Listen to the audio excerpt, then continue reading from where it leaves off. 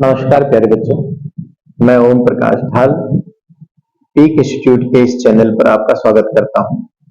प्यारे बच्चों, जैव प्रक्रम ये जो हमारा पाठ चल रहा है, इसमें हम लोग श्वसन तंत्र और पाचन तंत्र दो महत्वपूर्ण तंत्र पूरे कर चुके हैं।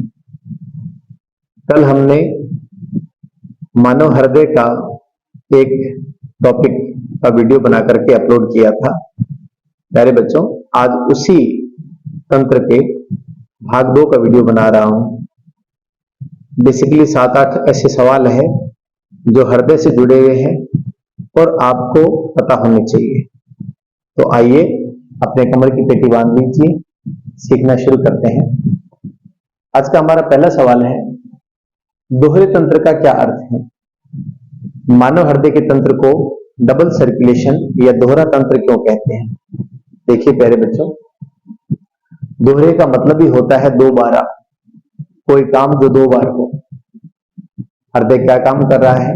हृदय रक्त को शरीर का चक्कर लगा रहा है।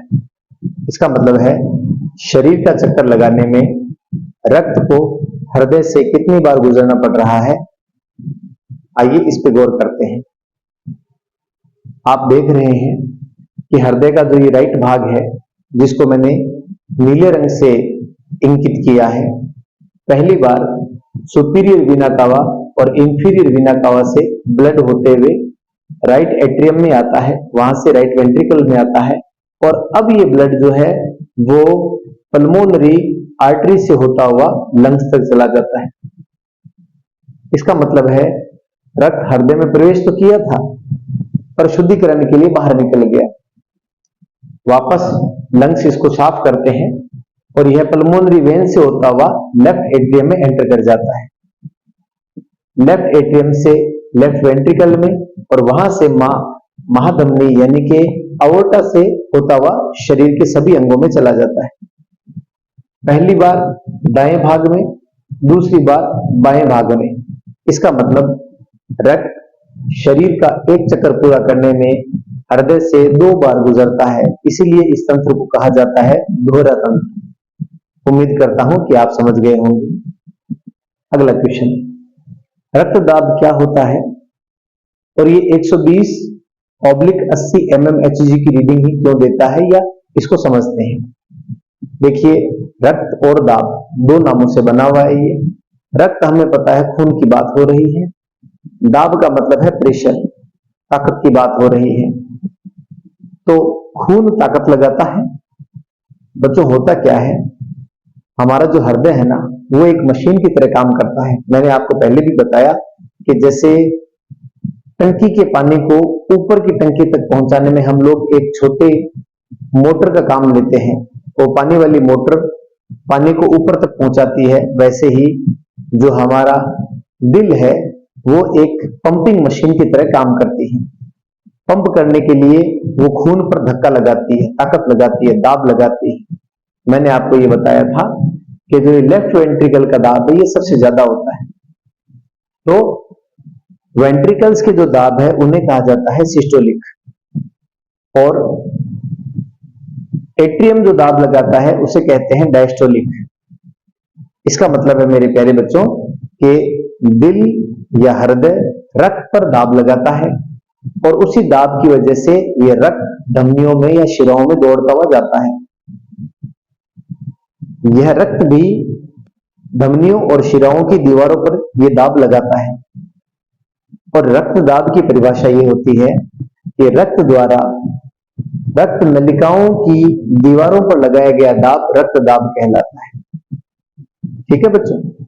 और मेरे प्यारे बच्चों, रक्त दाब मापने के लिए एक मशीन होती है जिसका नाम होता है बीपी इंस्ट्रूमेंट।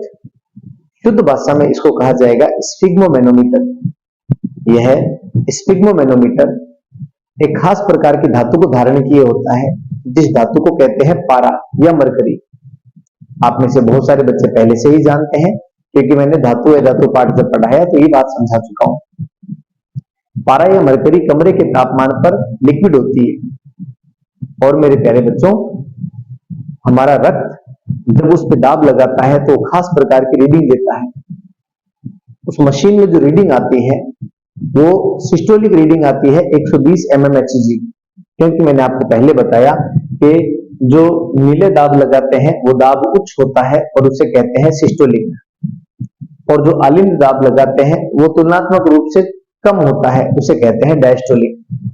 तो उच्च दाब जो है वो 120 mmHg तक होना चाहिए और निम्न दाब 80 mmHg तक भी है, तो यह एक सामान्य व्यक्ति का सामान्य रक्तदाब है। जब ये रक्तदाब इस सामान्य सीमा से ज्यादा होने लग जाए, मान लीजिए 140 से 120 हो जाए, तो अब इसे कहा जाता है उच्च रक्तदाब।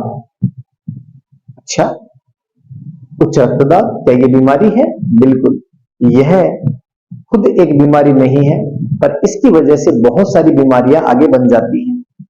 उच्च रक्तदाब की वजह से धीरे धीरे सर में दर्द, चक्कर आना, धमनियों में तेज रक्त के दौरा करने की वजह से ब्रेन की किसी पतली नस का फट जाना, जिसे स्ट्रोक या ब्रेन हेमरेज कहा जाएगा। उच्च दाब की वजह से किडनियों में ज्यादा प्रेशर रहना और किडनियों का धीरे धीरे डैमेज हो जाना। उच्च रक्तदाब की वजह से, हाई ब्लड प्रेशर की वजह से आंखों की महीन नाजुक कोशिकाओं का डैमेज हो जाना। तो इस प्रकार से मेरे प्यारे बच्चों, उच्च रक्तदाब धीरे धीरे कई तरह की कॉम्प्लिकेशन पैदा करने वाला है। ये ऐसा नहीं है कि 1-2 महीने में करेगा, लेकिन जरूर करेगा। 5 साल 10 साल धीरे धीरे हृदय या ब्रेन या किडनी, आंखें, ये 4 अंग ऐसे हैं जो उच्च रक्तदाब की वजह से घायल हो सकती है या नुकसान हो सकता है। तो क्या किया जाए? डॉक्टर को दिखाया जाए। अगर आपको उच्च रक्तदाब है तो सुबह उठते ही पहले अपने बीपी को कम करने की दवाएं जरूर लें। कई तरह की दवाएं मार्केट में उपलब्ध हैं, आप बीपी की दवा खाली पेट भी ले सकते हैं, उसमें कोई दिक्कत नहीं है। चलिए आगे चलता हूं मेरे प्यारे बच्चों। अगला क्वेश्चन क्या है? अगला है, हृदय की धड़कन क्यों बढ़ जाती है? हृदय की धड़कन आमतौर पे तो मैंने बताया आपको कि 1 मिनट में 70 से 72 बार होती है। तो हृदय की धड़कन 1 मिनट में 70 से 72 बार धड़कनी चाहिए। परंतु जब हम एक्सरसाइज करते हैं, खुले मैदान में दौड़ते हैं या कोई खतरे में होते हैं, आपातकाल स्थिति होती है, तब हमारी शरीर की कोशिकाओं को ज्यादा मात्रा में ऑक्सीजन चाहिए, और उस ज्यादा मात्रा में जो ऑक्सीजन है उसकी पूर्ति कौन करेगा? खून करेगा, जाहिर सी बात है, क्योंकि ऑक्सीजन की सप्लाई तो रक्त करता है। अतः इस रक्त को तेज दौरा करवाने के लिए हृदय को तेज पंप करना पड़ता है और इस वजह से धड़कन बढ़ जाती है। तो मेरे प्यारे बच्चों, कोई भी तनाव की स्थिति हो, चिंता की स्थिति हो, घबराहट की स्थिति हो, युद्ध की स्थिति हो, लड़ाई की स्थिति हो, परीक्षा की स्थिति हो, इन सभी स्थितियों में और एक्सरसाइज खेलकूद के अंदर भी जो है वो हृदय की धड़कन बढ़ जाती है। ठीक है,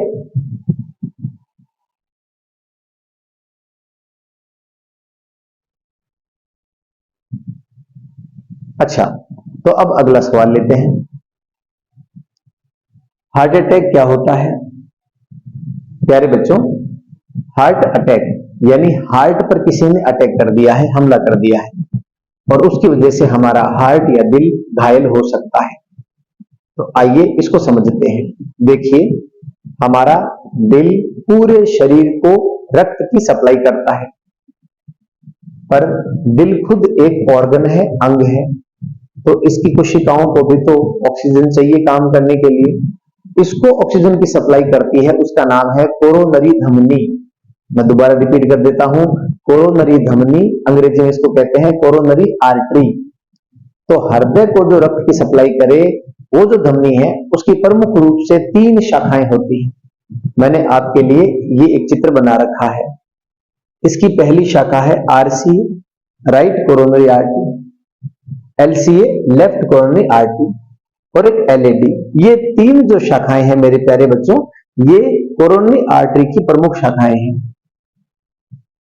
यदि किसी व्यक्ति को हाई ब्लड प्रेशर है, जिसकी वजह से धीरे धीरे रक्त के अंदर घी और तेल यानी लिपिड का जमाव होने लग जाता है, और लिपिड का जमाव होने की वजह से वो ब्लड की क्लोटिंग करता है, इसे एरिथ्रोस्क्लेरोसिस कहा जाता है, और धीरे धीरे ये जो रक्त का थक्का है, वसा का थक्का है, ये इन आर्टरीज को कहीं से ब्लॉक कर देता है।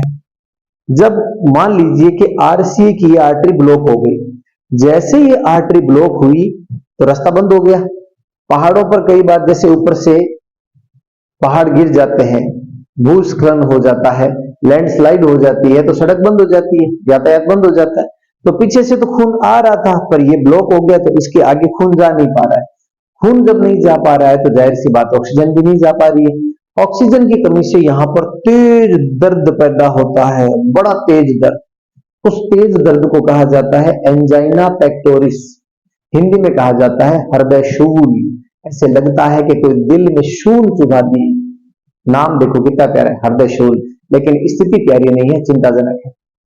इस केस में व्यक्ति को गोल्डन आवर यानी पहले 30 मिनट के अंदर हॉस्पिटल पहुंचाओ, ताकि ऐसे इंजेक्शन दिए जाए जिससे ये ब्लड की क्लोटिंग जो थक्का है ये घुल जाए और रक्त पतला हो जाए। मेरे प्यारे बच्चों, इसके लिए अनोक्सापेरिन, हिपेरिन, क्लोपिडोग्रल, एस्पिरिन जैसी दवाएं दी जाती है ताकि ये रक्त पतला हो जाए। समय पे अगर पहुंच जाएंगे तो ये थक्का जो है वो डिजोल्व हो जाता है, आगे चल पड़ता है और यहाँ की कोशिकाएं बच जाती है। लेकिन अगर देर कर दें तो ये